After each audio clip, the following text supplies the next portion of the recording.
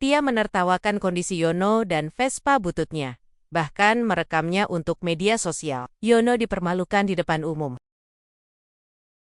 Matahari pagi belum sepenuhnya menampakkan wajahnya ketika aku mulai membuka tenda biru usang yang menjadi tempat kerjaku selama 7 tahun terakhir. Angin dari arah timur membawa aroma tanah basah dan asap knalpot dari kendaraan yang mulai ramai lewat di Jalan Merdeka, sebuah jalur lalu lintas sibuk di pinggiran kota kecil tempatku tinggal, Cirebon. Aku Yono, tukang servis motor keliling, yang masih setia pada Vespa tua tahun 1976 milikku. Banyak orang bilang, kenapa nggak ganti aja bro? Ini kan udah kayak barang antik, tapi buatku, Vespa ini lebih dari sekadar alat transportasi atau pekerjaan. Dia adalah bagian dari hidupku, teman setiaku saat sedih, marah, bahkan saat hatiku pernah hancur berkeping-keping. Bengkelku tidak lebih besar dari garasi rumah biasa. Terpal biru yang sudah pudar melindungiku dari panas matahari dan hujan deras. Di bawahnya, ada meja kayu yang sudah retak-retak.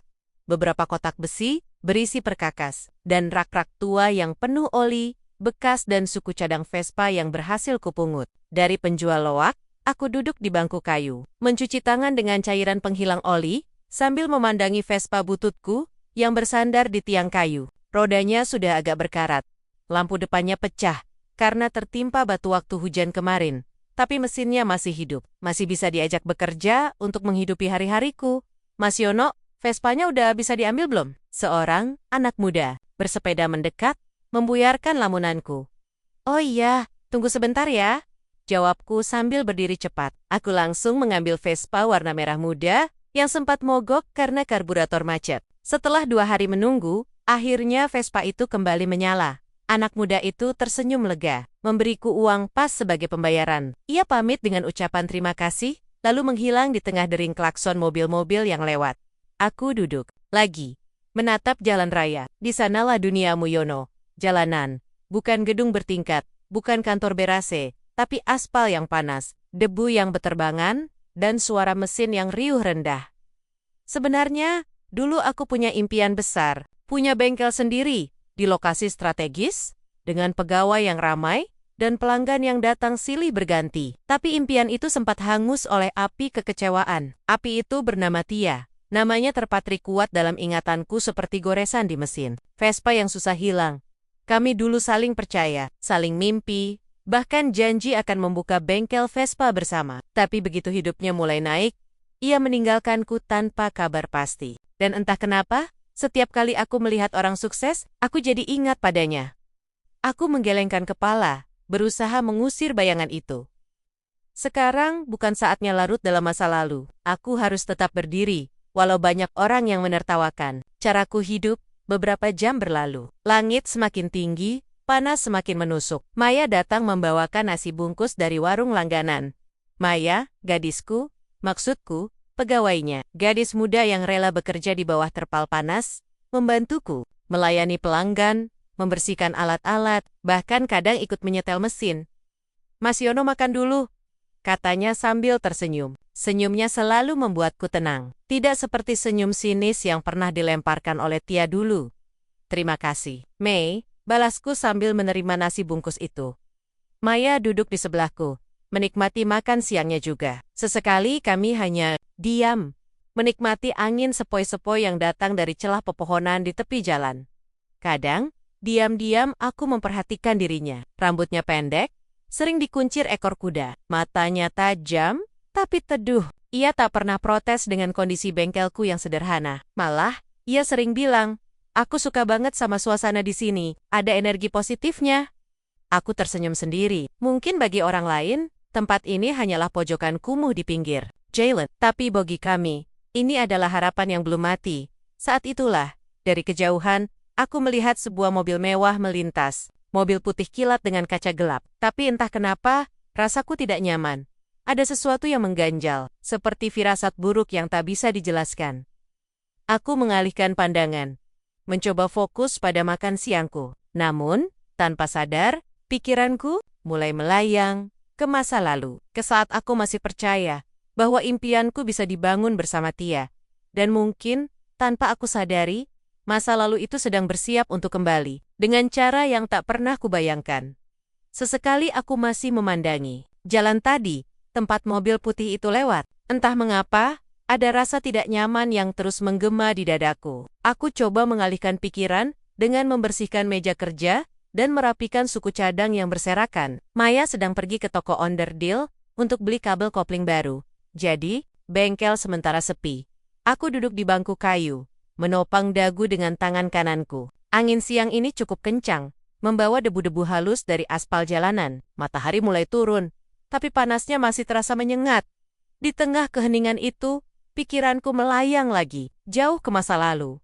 Masih segar dalam ingatanku, wajah Tia yang selalu tersenyum saat kami duduk di tepi sungai dekat bengkel bekas Pak Joko saat itu. Usiaku baru 21 tahun, dan Tia sepantaran denganku. Ia kuliah di jurusan ekonomi, anak orang kaya dari komplek elit. Kami bertemu karena Vespa Vaspania mogok di tengah jalan, dan ia nekat mencari bengkel sendiri tanpa sopir atau ajudan. Aku waktu itu belum punya bengkel tetap, hanya servis keliling, dengan gerobak kecil dan beberapa alat. Ia datang dengan pakaian rapi dan sepatu pantofel, tapi tak ragu duduk di trotoar sambil menunggu Vespanya diperbaiki. "Kamu beda dari tukang servis lain," katanya saat itu. "Mata kamu semangat banget."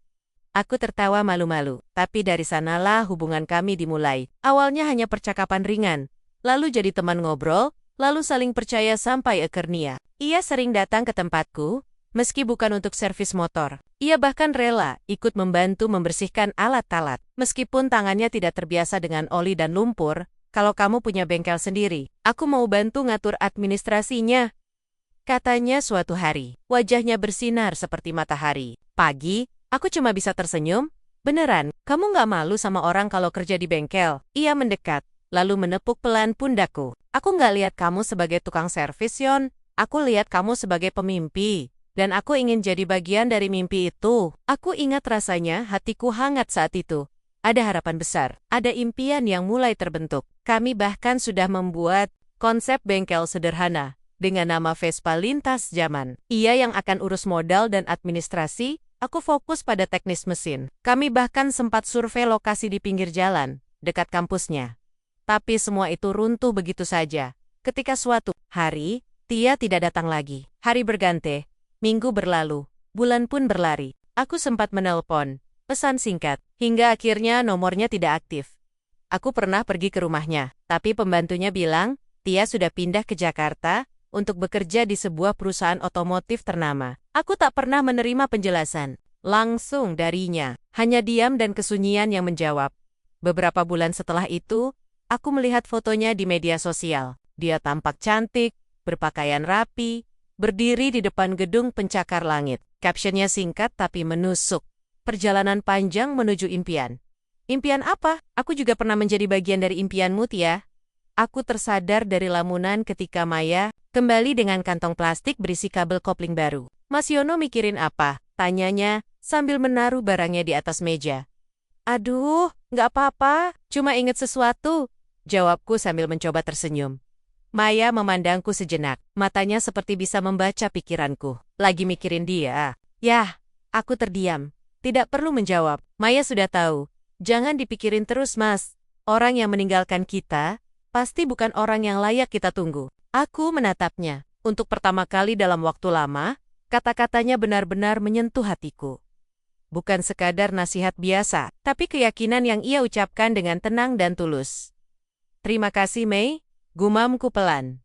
Sejak saat itu, aku mulai berusaha mengubur kenangan itu lebih dalam. Tapi, aku tidak tahu bahwa bayangan Tia akan kembali muncul, lebih nyata dari sekadar kenangan. Dan ia akan datang bukan untuk membangunkan impianku, tapi untuk menghancurkannya lagi. Minggu pagi itu seperti biasa panas menyengat, meskipun matahari belum sepenuhnya naik. Aku sedang membetulkan karburator Vespa biru milik Pak Rudi, tetangga yang sudah langganan sejak aku masih servis keliling. Maya sibuk mencatat daftar antrian, pelanggan dan membersihkan alat-alat bekas pakai kemarin.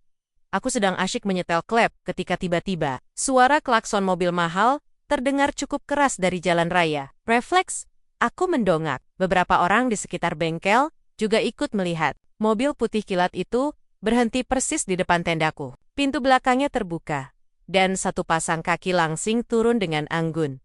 Jantungku berdebar tanpa sadar. Ada firasat buruk yang menggenangi dada. Dan benar saja, wah, ini dia bengkel legendaris. Suara itu, ya Tuhan, suara itu, perlahan mendongak, dan disitulah ia berdiri. Tia, masih cantik, masih anggun, masih berwajah percaya diri seperti dulu. Ia memakai dress putih pendek, dengan aksesori emas tipis di leher, dan jam tangan mewah di tangannya. Rambutnya lebih pendek dari terakhir kali aku lihat, tapi senyumnya sama senyum sinis yang selalu membuatku merasa kecil.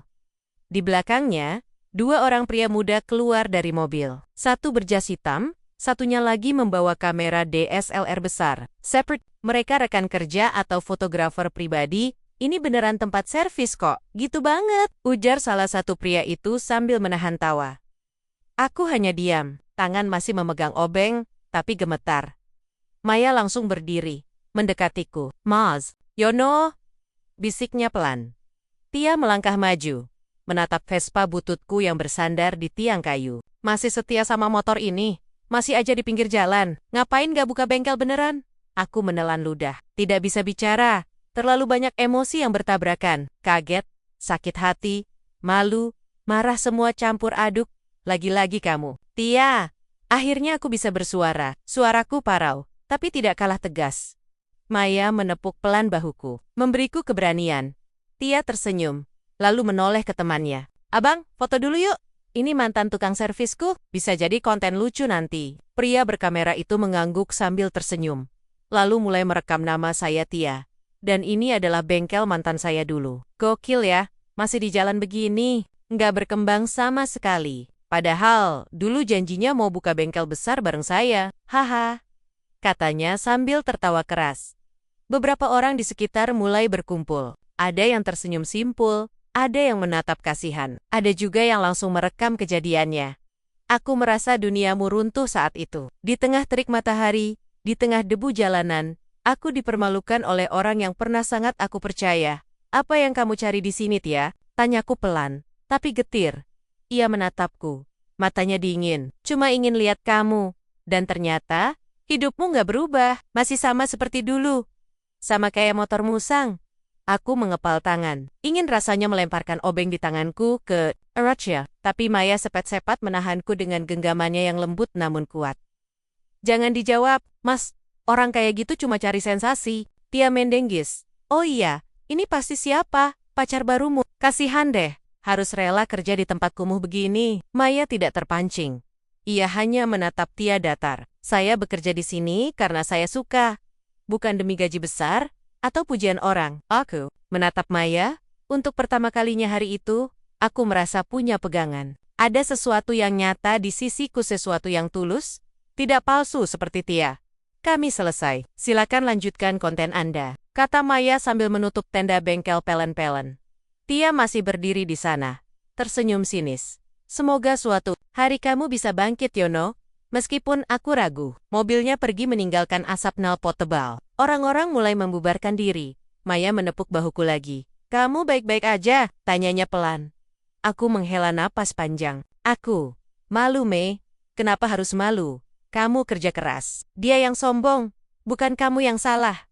Aku menunduk. Tapi kali ini, bukan karena malu. Tapi karena aku mulai menyadari sesuatu, aku tidak perlu membuktikan apa-apa pada Tia. Aku tidak perlu menjadi sukses versi dia. Aku hanya perlu menjadi Yono, pemimpi sederhana, yang tetap percaya pada usahanya sendiri. Dan untuk pertama kali sejak lama, api semangat itu mulai menyala lagi. Aku duduk di bangku kayu yang biasa kupakai, untuk makan siang atau sekadar menarik napas setelah lelah bekerja. Tapi kali ini, aku tidak lapar. Aku bahkan tidak bisa merasa lapar. Yang ada hanya rasa perih di dada. Seperti luka lama yang baru saja terbuka lagi. Maya sedang membersihkan meja kerja. Ia tidak banyak bicara sejak kepergian Tia tadi pagi. Tapi, aku tahu, ia memperhatikan keadaanku. Ia selalu begitu penuh perhatian, tanpa membuatku merasa diremehkan. Angin mulai bertiup kencang. Langit di sebelah barat berubah gelap. Cuaca sepertinya akan buruk sore ini. Mas Yono, kamu nggak apa-apa? Tanya Maya pelan, sambil menyekat tangan dengan kain bekas. Aku menggeleng pelan. Lalu tersenyum getir. Aku cuma mikir, kenapa dia bisa segitu sombongnya? Maya mendekat, lalu duduk di sebelahku. Orang yang sombong itu Biasanya takut. Takut kalau ternyata hidupnya nggak lebih baik dari orang lain. Jadi mereka suka ngejek, biar kelihatan hebat. Aku menoleh padanya. Matanya jernih, tenang, seperti air sungai di pagi hari. Kamu selalu punya kata-kata yang bikin tenang. Ya, gumamku. Ia tersenyum tipis. Aku cuma bilang yang aku lihat. Kamu itu orang baik, Mas. Pekerja keras, tapi kamu sering meremehkan dirimu sendiri. Padahal, semua orang yang datang ke sini, mereka percaya sama kamu, bukan karena kamu punya mobil mewah atau gedung tinggi, tapi karena kamu bisa dipercaya. Aku diam mendengarnya. Kata-katanya menusuk hatiku lebih dalam daripada sindiran Tia tadi pagi. Jadi, jangan peduliin orang kayak Tia. Dia nggak tahu apa-apa tentang kamu. Dan dia juga nggak tahu betapa pentingnya arti tempat ini buat banyak orang. Aku menghela napas panjang. Untuk pertama kali sejak Tia pergi, aku merasa ada seseorang yang benar-benar melihatku apa adanya. Bukan sebagai tukang servis gagal. Bukan sebagai mantan pacar yang ditinggal. Tapi sebagai Yono, seorang pejuang kecil yang masih punya mimpi. Terima kasih, Mai, ucapku akhirnya. Kadang aku heran, kenapa kamu tetap mau kerja di sini? Di bawah tenda biru usang, dengan gaji popasan dan Vespa butut, Maya tertawa pelan. Soalnya di sini enak, ada kamu, ada suasana kerja yang nyaman. Dan, ada harapan. Aku menatapnya. Harapan. Kata itu terdengar begitu besar di tengah kesederhanaan tempat ini. Malam itu hujan deras turun. Air menggenang di tepi jalan. Suara tetesan hujan di atas tenda terdengar seperti alunan musik penghibur jiwa. Maya membantuku menutup bengkel lebih awal karena khawatir genangan naik. Saat kami berdua duduk di warung angkringan dekat bengkel, Maya berkata, "Aku ingin bantu kamu, Mas Yono. Bukan cuma kerja di bengkel. Aku ingin bantu kamu bangun beneran, punya bengkel sendiri, lebih layak, lebih besar, tapi tetap dengan ciri khasmu." Aku menatap matanya. "Kenapa kamu ngomong gitu?" Tersenyum, "Karena aku percaya sama kamu. Aku lihat potensi itu, dan aku yakin kamu bisa punya semua yang kamu impikan. Cuma, kamu harus mulai percaya sama diri sendiri dulu." Aku tidak bisa menjawab. Aku hanya bisa menunduk, lalu tersenyum. Untuk pertama kali dalam waktu lama, aku merasa ada seseorang yang benar-benar berdiri di sisiku. Bukan karena materi atau janji kesuksesan, tapi karena ia melihatku sebagai manusia yang pantas dicintai dan didukung, dan entah kenapa, saat itu aku mulai menyadari sesuatu. Mungkin Maya bukan hanya pegawai biasa. Mungkin ia adalah bagian dari rencana Tuhan yang lebih besar untuk hidupku. Minggu pagi itu cuaca cerah. Langit biru tanpa awan tebal. Aku sedang membersihkan karburator Vespa milik Pak Joko, salah satu pelanggan setia yang selalu datang tiap 2 minggu sekali. Maya sibuk mencatat daftar antrian dan menyiapkan oli baru. Yang kemarin kami beli, angin sepoi-sepoi bertiup, membawa aroma tanah yang masih agak basah dari hujan semalam. Hari tampak damai. Sayangnya, ketenangan itu tidak bertahan lama, Mas Yono. Suara Maya memecah lamunanku. Ia menatap ke arah jalan raya dengan ekspresi waspada. Aku mendongak, lalu ikut melihat ke arah yang ia tatap. Dan di sanalah dia, Tia, berdiri di pinggir jalan, memakai blazer putih dan celana hitam panjang. Rambutnya disisir rapi ke belakang. Di tangannya ada map coklat tebal. Matanya menatap tepat ke arahku. Maya langsung berdiri. Dia mau ngapain lagi? Aku tidak menjawab. Hati ini mulai tidak tenang. Tapi kali ini, bukan hanya karena sakit hati, ada rasa penasaran juga. Tia melangkah maju. Langkahnya percaya diri seperti biasa, tapi wajahnya lebih serius dari terakhir kali kami bertemu. Ia berhenti di depan tenda bengkelku, lalu tersenyum-senyum yang beda dari 3 hari lalu. Lebih lembut, lebih tulus. "Yono," sapanya pelan. Aku diam saja, masih duduk di bangku kayuku. Maya berdiri di sebelahku, siaga. "Bisa kita ngobrol sebentar?" Tia menunjukkan map di tangannya. "Aku punya sesuatu untuk kamu." Aku menghela napas. Kalau maksudmu sama kayak waktu itu, aku nggak butuh konten atau apapun itu. Wajah Tia langsung berubah. "Bukan begitu, aku serius kali ini. Ini tentang masa depanmu, tentang impian kita dulu." Maya mengeratiku dengan pandangan curiga. "Mas Yu," aku menepuk paha, memberi isyarat pada Maya bahwa aku baik-baik saja. "Oke, ngomong aja di sini." Tia mengambil kursi plastik bekas di pojok tenda, lalu duduk. Ia membuka map itu dan mengeluarkan beberapa dokumen lengkap dengan gambar denah dan sketsa bengkel. Ini rencana bengkel yang pernah kita bicarakan dulu. Vespa lintas zaman. Aku sudah ajukan ke kantor. Dan mereka setuju kerjasama. Aku terdiam. Maya juga, kita bisa bangun bengkel besar. Lokasinya strategis. Aku yang urus modal dan administrasi. Kamu fokus teknis mesin. Cuma, kamu harus kerjasama sama aku. Aku melihat gambar-gambar itu. Bengkel modern, luas, dengan meja kerja yang rapi, alat-alat lengkap, bahkan ada area servis cepat dan toko spare part. Semua yang dulu hanya mimpi, sekarang nyata di hadapanku. Kenapa sekarang? Kenapa bukan dulu? Tanyaku pelan. Tia menatapku lurus. Dulu, aku belum siap. Aku masih labil. Tapi sekarang, aku udah dewasa. Aku tahu apa yang penting. Dan aku sadar, kamu adalah orang yang paling mengerti soal Vespa. Bukan cuma dari segi teknis, tapi juga jiwa. Maya akhirnya bersuara. Lalu, kenapa kamu hina Mas Yono beberapa hari lalu? Katamu dia usang. Hidupnya nggak berkembang. Tia menunduk. Itu kesalahan aku. Aku lihat dia masih di sini. Dan aku merasa gagal juga, karena ternyata, aku nggak bisa move on sepenuhnya dari semua yang kita rencanakan dulu. Aku tidak bisa langsung menjawab. Di satu sisi, iming-iming bengkel besar itu sangat menggoda. Tapi di sisi lain, bayangan pengkhianatan Tia masih terlalu nyata. Sekarang jawaban terserah kamu. Yono, tapi aku benar-benar ingin merealisasikan impian kita dulu. Aku janji, kali ini aku akan tetap di sini, sampai akhir. Aku menatap Tia, lalu menoleh ke Maya. Disitulah hatiku goyah. Seorang mantan yang kembali dengan janji baru. Dan seorang wanita yang selalu ada, tanpa pernah meninggalkanku.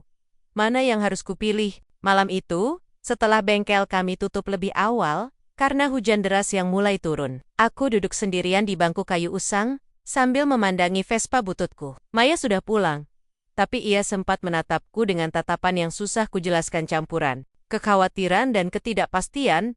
Aku masih pegang map coklat yang diberikan Tia tadi siang. Di dalamnya ada rencana bengkel impianku, semua yang pernah aku bayangkan selama ini. Tempat kerja yang layak, alat lengkap, bahkan ruang istirahat untuk teknisi. Semuanya tergambar jelas dalam sketsa itu. Tapi entah kenapa, semakin lama aku memandang dokumen itu, semakin berat juga rasanya di hati. Kenapa kamu nggak langsung bilang iya aja, Yono? Bisikku pada diriku sendiri. Karena jawabannya ternyata tidak sesederhana itu. Aku ingat wajah Tia pagi tadi. Senyumnya yang kali ini terlihat lebih tulus. Kata-katanya yang penuh penyesalan. Ia mengaku salah. Mengaku belum dewasa dulu. Dan kini ingin merealisasikan mimpi kita bersama. Tapi di sisi lain, bayangan Maya muncul lagi. Ia yang selalu ada di sampingku tanpa pernah protes. Yang rela bekerja di bawah tenda biru usang, membersihkan oli bekas, menemani pelanggan yang rewel. Ia tidak pernah menuntut apapun. Hanya percaya padaku. Dan malam itu, untuk pertama kalinya, aku merasa terjebak dalam dua dunia yang sangat berbeda. Esok paginya, Maya datang seperti biasa. Tapi beda dari hari-hari sebelumnya, ia tidak langsung tersenyum atau menyapaku ramah. Wajahnya murung, matanya tidak berbinar seperti biasa. Mas Yono, kamu udah putuskan apa-apa belum? Tanyanya pelan saat ia mulai membersihkan meja kerja. Aku menggeleng. Belum. Maya diam sejenak, lalu berkata, kalau kamu mikirin masa depan, ya tentu aja jawabannya iya. Bisa punya bengkel besar, modal banyak, kerjasama sama perusahaan besar. Itu kesempatan langka. Aku melihat ekspresinya, ada getir di balik katanya. Ia mencoba menjadi baik, tapi jelas sekali ia sedih. Tapi, kamu juga harus mikirin perasaan kamu sendiri, tambahnya pelan. Apakah kamu bisa percaya sama dia? Lagi, apakah kamu bisa yakin kalau suatu hari nanti, dia nggak akan ninggalin kamu lagi? Aku tidak bisa menjawab. Iya benar, aku tidak hanya memilih antara ambisi dan realitas, tapi juga antara luka lama yang belum sepenuhnya sembuh, dan cinta, yang tumbuh perlahan tapi pasti di sisiku. Beberapa hari berlalu, Tia beberapa kali datang lagi ke bengkel. Membawa dokumen tambahan dan proposal kerjasama resmi dari perusahaannya. Ia bahkan sudah memesan lokasi strategis di pinggir jalan utama. Ia serius, dan aku mulai tertarik, benar-benar tertarik.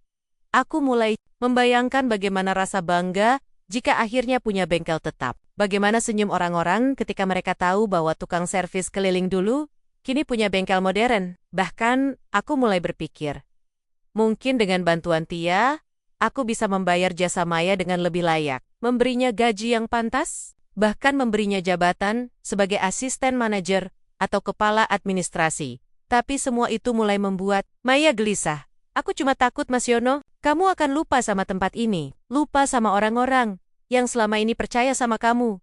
Kenapa kamu mikir gitu? Tanyaku. Ia menunduk, karena kadang orang yang mendapat kesempatan besar justru lupa sama siapa yang ada di sampingnya. Waktu dia masih kecil, aku diam, dan malam itu, aku duduk sendirian lagi, di tengah suara angin dan tetesan hujan di atas. Tenda biru tua yang mulai pudar, aku sadar satu hal, pilihan yang aku hadapi bukan hanya soal bengkel, tapi tentang hati, dan aku belum tahu, apakah aku siap mengorbankan hati yang tulus demi sebuah kesempatan besar? Aku masih belum bisa memutuskan. Di satu sisi, tawaran Tia terlalu bagus untuk dilewatkan. Bengkel besar, modal melimpah, dan kerjasama dengan perusahaan otomotif ternama. Di sisi lain, Maya, hatiku, dan luka lama yang belum sepenuhnya sembuh.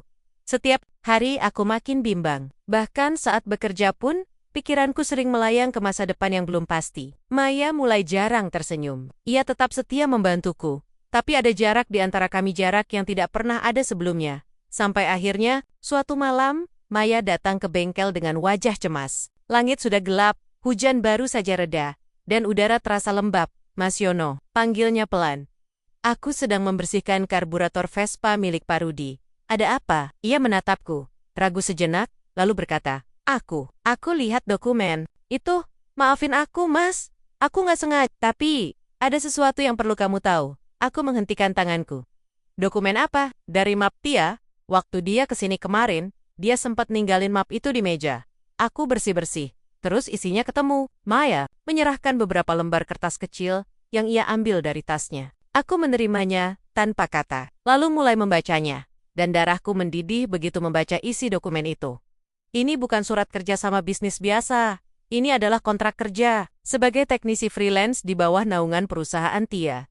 Artinya, aku hanya akan menjadi pegawai bukan mitra seperti yang Tia janjikan. Tidak ada nama Vespa Lintas Zaman. Sebagai usaha bersama, tidak ada saham atau kepemilikan. Hanya gaji bulanan sebagai tukang servis. Dengan nama bengkel yang bahkan bukan pilihanku. Lebih buruk lagi, di salah satu klausul disebutkan bahwa, jika bengkel berhasil dan populer, maka semua aset, termasuk merek dan pengelolaan, akan sepenuhnya dikelola oleh perusahaan Tia. Aku bahkan tidak akan memiliki hak untuk menolak keputusan manajemen. Aku meremas kertas itu. Napasku memburu. Dadaku sesak. Dia cuma mau pakai nama kamu, gumam Maya pelan. Mau jadikan kamu alat biar bengkelnya laku. Padahal kamu dikira bakal jadi pemilik bersama. Aku menatap mata Maya. Matanya berkaca-kaca. Aku takut. Mas Yono, aku takut kamu percaya sama dia lagi. Aku takut kamu lupa kalau aku selalu ada di sini. Aku takut nanti kamu nggak butuh aku lagi. Aku langsung bangkit berdiri. Emosi menggelegak di dada. Betapa bodohnya aku. Betapa mudahnya aku nyaris percaya pada janji palsu itu. Keesokan harinya, Tia datang lagi ke bengkel. Seperti biasa, ia membawa senyum anggun dan map biru tebal. Tapi kali ini, matanya tidak menyala seperti biasa. Ia tahu aku sudah membaca semuanya. Yono, dengarkan aku dulu, katanya sebelum aku sempat bicara. Jangan. Suaraku dingin. Jangan apapun. Aku sudah baca semuanya. Kontrak itu. Klausel itu. Semua omong kosongmu soal merealisasikan mimpi kita bersama. Wajah Tia berubah.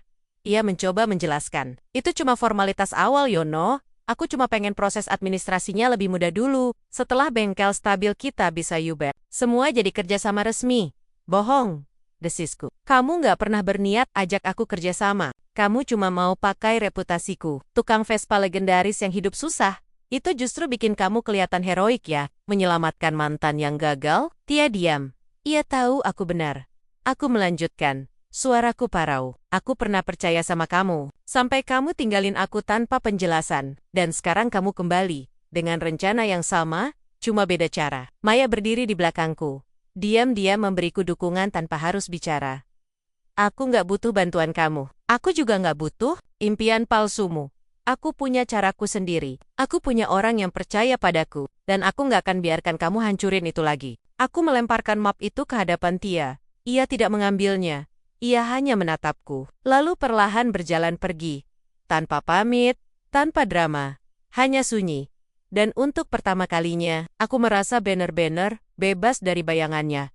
Setelah kepergian Tia, bengkel terasa lebih ringan. Seperti ada beban yang akhirnya terangkat dari dada. Udara di tenda biru usang ini terasa lebih segar. Bahkan suara alat-alat yang saling berbenturan pun terdengar, seperti musik penghibur jiwa. Maya dan aku tidak banyak bicara setelah itu. Tapi diam-diam, kami sama-sama tahu bahwa kita telah melewati sesuatu yang besar. Bukan hanya tentang bengkel, tahu masa lalu, tapi tentang kepercayaan dan siapa yang pantas menerimanya. Beberapa hari berlalu tanpa ada kabar dari Tia. Aku mulai fokus kembali pada pekerjaanku seperti biasa. Servis Vespa, ganti oli, perbaiki karburator, bahkan sampai menyetel mesin hingga malam hari. Maya tetap setia di sampingku, membantu apa saja yang bisa ia lakukan, tapi kali ini ada semangat baru dalam diriku. Aku tidak ingin lagi bermimpi hanya untuk orang lain. Aku ingin membangun sesuatu yang benar-benar milikku. Milik kami, Mas Yono, kata Maya suatu pagi saat kami sedang membersihkan alat-alat servis.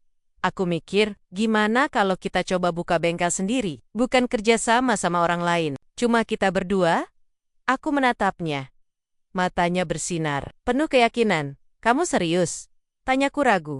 Iya, aku yakin kamu bisa. Dan aku juga yakin, kalau kita kerja keras, pasti bisa. Meskipun gak langsung besar, paling gak mulai dulu. Perlahan tapi pasti. Aku tersenyum tipis. Kamu ini selalu punya cara bikin aku percaya diri lagi. Ya, iya, tertawa pelan. Karena emang iya, kamu hebat mas. Tinggal butuh tempat yang layak aja. Kami mulai mencari lokasi yang pas, tidak harus di jalan utama, cukup strategis, dan bisa dijangkau oleh komunitas Vespa lokal. Setelah beberapa hari survei, kami menemukan sebuah bangunan kecil di pinggir gang sempit dekat pasar tradisional. Bekas toko kelontong yang sudah tutup.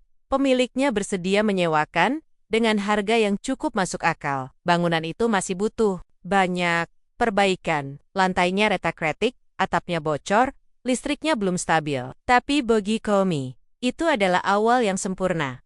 Kami mulai mengumpulkan uang. Kami tidak punya modal besar, jadi semua pekerjaan harus dilakukan sendiri. Maya rela lembur setelah jam kerja bengkel untuk ikut mengecat tembok dan merapikan rak. Aku bertugas memperbaiki listrik, memasang lampu, dan menyiapkan alat-alat servis. Kami bahkan sempat servis keliling lagi untuk tambah modal.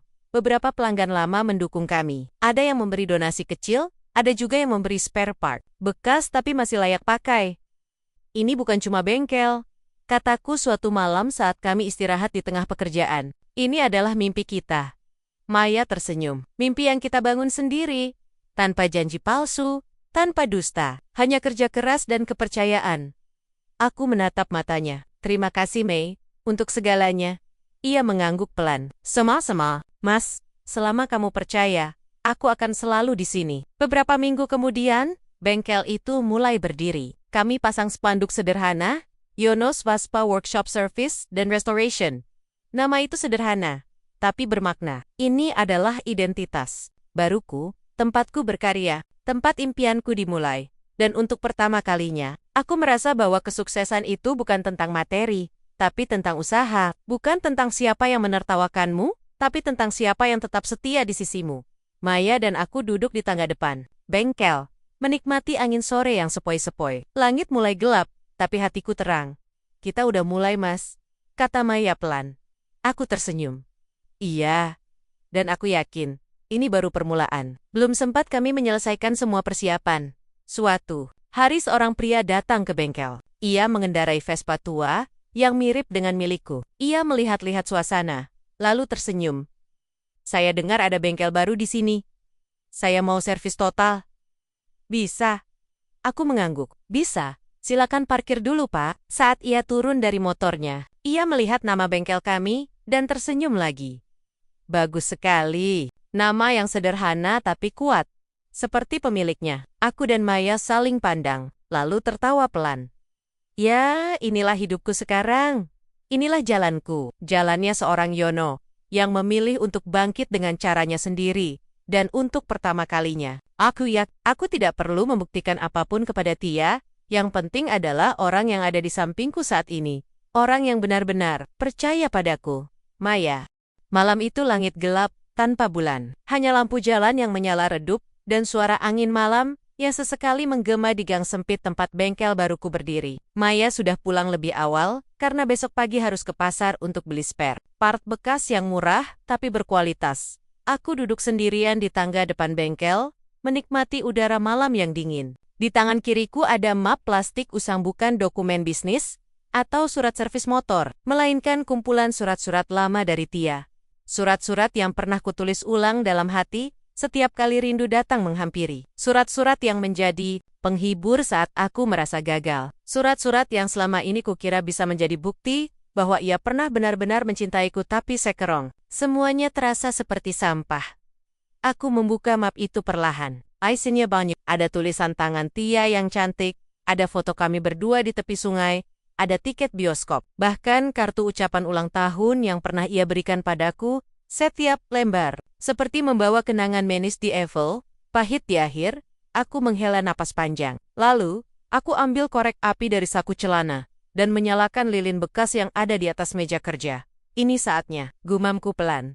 Aku mulai memasukkan satu per satu surat itu ke dalam nyala api kecil. Asap tipis naik ke udara, membawa abu hitam yang berterbangan di tengah malam sunyi. Api itu tidak besar, tapi cukup untuk membakar semua kenangan yang pernah menyakitiku. Saat api hampir habis, tiba-tiba saja aku mendengar langkah kaki pelan dari Era Gang. Aku mendongak, dan disitulah Maya berdiri, masih memakai jaket tebal yang ia pakai pulang tadi. Aku lupa bawa kunci cadangan, katanya pelan. Jadi aku balik lagi. Ia menatap api yang masih menyala kecil di atas wadah kaleng bekas, lalu matanya beralih ke abu yang tersisa. Kamu sedang apa? Tanyanya lembut. Aku tersenyum tipis, melepaskan masa lalu. Maya mendekat, lalu duduk di sebelahku. Ia tidak bertanya banyak, cukup diam, menemani. Beberapa saat kemudian, ia berkata, aku lihat kamu dari jauh tadi. Kamu tenang sekali, waktu bakar itu semua. Seperti nggak ragu lagi, aku menoleh padanya. Iya, aku nggak perlu lagi menyimpan hal-hal yang hanya bikin sakit. Aku juga nggak perlu lagi membuktikan apapun pada orang yang pernah ninggalin aku. Maya tersenyum. Kamu makin dewasa, Mas Yono. Aku tertawa pelan. Mungkin iya, Etio, mungkin. Kamu cuma berhasil bikin aku percaya sama diri sendiri lagi. Ia menunduk. Pipinya memerah. Aku cuma ingin kamu bahagia, dan aku tahu, kamu baru bisa bahagia kalau udah melepas semua beban itu. Aku diam sejenak, lalu berkata, selama ini, aku pikir cinta itu harus punya janji besar, harus punya mimpi bersama, harus punya rencana hidup yang indah. Tapi ternyata, aku menatap matanya. Cinta itu ada dalam diam-diam, orang yang tetap setia di sampingmu, meskipun kamu belum punya apa-apa. Meskipun kamu masih tinggal di tenda biru usang, bahkan meskipun kamu pernah disakiti oleh orang lain. Maya tidak menjawab, tapi matanya berkaca-kaca. Aku tersenyum. Terima kasih, Mai, untuk segalanya. Pagi harinya, bengkel dibuka seperti biasa. Maya datang dengan semangat baru, membersihkan alat-alat, dan menata spare part yang baru saja kami beli. Pelanggan mulai berdatangan. Vespa demi Vespa masuk untuk diservis. Aku menatap nama bengkel kami di spanduk biru itu. Yono S. Vespa Workshop, Service dan Restoration. Dan kali ini, artinya beda. Ini bukan hanya milikku, ini juga milik Maya, karena ia adalah bagian dari perjalanan ini. Ia adalah alasan mengapa aku bisa bangkit. Ia adalah penyebab api itu tetap menyala. Meski badai terus datang, aku tidak perlu lagi menunggu mantan yang pergi. Yang penting adalah orang yang tetap ada. Dan aku bersyukur, orang itu adalah Maya. Pagi itu, langit biru cerah tanpa awan tebal. Burung-burung berkicau riang di atas atap bengkel kami yang baru. Angin membawa aroma kopi hitam dan oli hangat. Dan yang paling penting, hari ini adalah hari pembukaan resmi Yono S. Vespa Workshop Maya, dan aku sudah sibuk sejak subuh tadi. Ia menata meja kerja, membersihkan alat-alat, bahkan sampai menghias dinding dengan foto-foto Vespa klasik, dan kutipan-kutipan motivasi tentang semangat kerja. Aku bertugas memastikan semua mesin dan peralatan servis siap digunakan. Di luar, suasana mulai ramai. Komunitas Vespa lokal yang mendengar kabar pembukaan bengkelku datang berdatangan. Ada yang membawa bunga, ada juga yang membawa Vespa mereka untuk diservis sebagai bentuk dukungan. Selamat ya, Mas Yono, seru Kong Yoko, salah satu anggota komunitas yang cukup senior. Makasih banyak, Kang. Tanpa kalian semua, mungkin bengkel ini nggak akan pernah ada. Maya tersenyum lebar di sampingku. Matanya bersinar seperti biasa. Hari ini ia memakai jaket kulit tipis dan celana jeans, lengkap dengan helm Vespa merah mudanya. Cantik dan tangguh. Kamu lihat ini semua? Katanya pelan. Ini hasil kerja keras kita. Ini milik kita. Aku menepuk bahunya. Iya, milik kita berdua. Upacara pembukaan dimulai sekitar pukul 10 pagi. Kami pasang tenda kecil di halaman depan bengkel, lengkap dengan kursi plastik dan meja snack bar. Maya menyediakan nasi uduk dan lauk pauk tradisional sebagai simbol syukur saat acara dimulai. Aku naik ke panggung sederhana yang dibuat dari palet kayu bekas. Semua mata tertuju padaku. Aku cuma mau bilang, terima kasih banyak buat semua orang yang udah datang hari ini. Terima kasih buat min-min komunitas Vespa yang selalu percaya sama aku. Dan terima kasih khusus buat Maya. Aku menoleh ke arahnya. Ia sedang menyiapkan minuman untuk tamu, tapi langsung mendongak begitu mendengar namanya. Yang selama ini setia di sampingku. Yang gak pernah protes, gak pernah ragu, dan selalu percaya kalau aku bisa bangkit. Tanpa dia, aku nggak akan pernah bisa sampai di titik ini. Semua orang bertepuk tangan. Maya tersenyum, matanya berkaca-kaca. Beberapa jam kemudian, saat acara hampir selesai, aku melihat sesosok wanita berdiri di pinggir jalan. Ia tidak masuk ke dalam area acara. Hanya diam, memandangi bengkelku dari kejauhan. Tia. Ia memakai dress elegan dan tas branded. Masih seperti dulu. Tapi wajahnya beda. Tidak sombong atau sinis. Lebih murung, seperti orang yang baru saja kehilangan sesuatu yang sangat berharga. Aku berjalan perlahan ke arahnya. Maya memperhatikan dari kejauhan, tapi tidak mengikutiku. Ia tahu ini adalah percakapan yang harus aku selesaikan sendiri. Tia, sapaku, pelan. Ia menatapku. Selamat Yono, kamu akhirnya punya bengkelmu. Aku mengangguk. Iya, bukan besar, tapi ini milikku. Dan aku bangun dengan caraku sendiri. Ia tersenyum getir. Aku dengar kamu nggak pakai tawaranku. Aku tahu maksudmu sebenarnya. Aku nggak bodoh lagi. Tia menunduk. Aku minta maaf Yono. Aku benar-benar menyesal. Aku pikir waktu itu aku membuat keputusan terbaik, tapi ternyata aku malah kehilangan hal yang paling berharga. Aku diam sejenak, lalu berkata, masa lalu itu nggak bisa diubah, tapi pelajarannya bisa kita bawa ke depan. Aku harap kamu bisa belajar dari semua ini. Ia mengangguk pelan. Aku doakan kamu dan Maya bahagia, benar-benar bahagia. Aku tersenyum. Terima kasih. Lalu, perlahan, Tia berjalan pergi. Kali ini tanpa drama, tanpa kata-kata pedas, hanya penyesalan yang ia tinggalkan di belakang.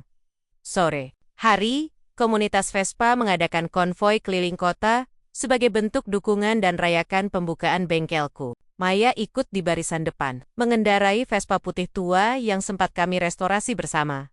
Aku memboncengnya. Dengan jaket biru dan helm kuning tua yang sudah pudar. Di belakang kami, puluhan Vespa lain menyusul, membentuk iring-iringan mega di jalanan kota kecil kami. Dan untuk pertama kali dalam hidupku, aku merasa benar-benar utuh. Aku bukan lagi Yono yang dipermalukan di jalan raya.